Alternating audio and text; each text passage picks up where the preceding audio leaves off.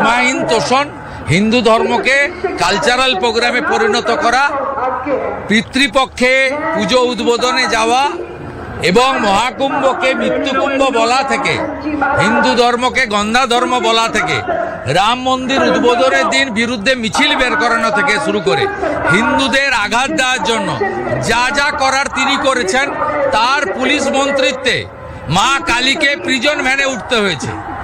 আয়োজকরা ডেকেছিলেন, কেন ডেকেছিলেন আয়োজকরা বলতে পারবেন। আমি মনে করি মমতা ব্যানার্জি হিন্দু নন, হিন্দু রীতিনীতি শাস্ত্র বিরোধী। শুনলেন তো, ভয়ঙ্কর তোপ দাগলেন শুভেন্দু অধিকারী মমতা ব্যানার্জির ওপরে।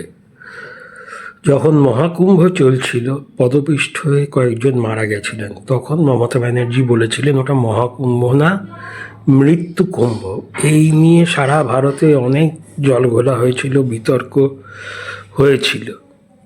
গন্ধা ধর্ম হিন্দু ধর্মকে কবে গন্ধা ধর্ম বলেছিলেন সেটা ঠিক আমার সঠিক জানা নেই। তবে যখন বিরোধী দলনেতা অভিযোগ আনছেন, কিছু সততা থাকলেও থাকতে পারে।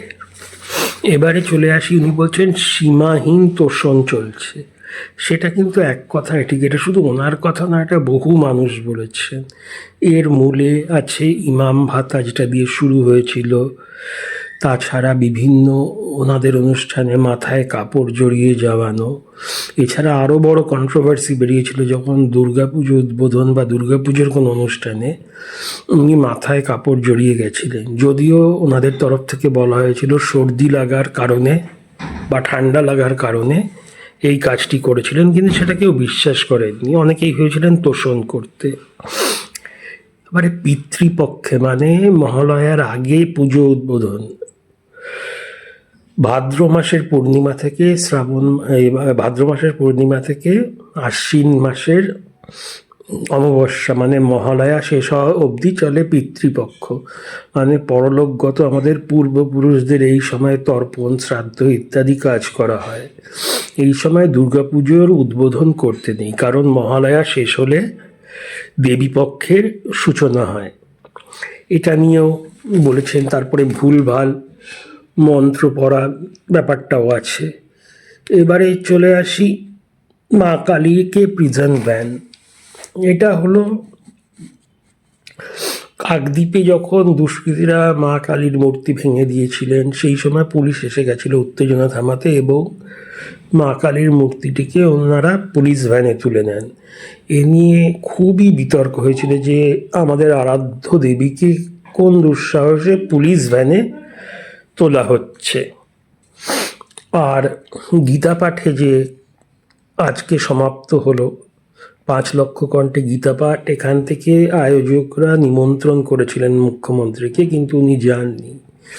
এই নিয়েও বলেছেন শুভেন্দু অধিকারী যে উনি তো ডাকেননি, কিন্তু যারা ডেকেছেন কেন যাননি আর কেনই বা ডেকেছেন উনি জানেন না। তোষণের আরেকটা দিকও আছে, সেই একবার দুর্গাপুজো ভাসান উনি একদিনের জন্য নিষিদ্ধ করেছিলেন মুসলমানদের কোনো পরবের জন্য।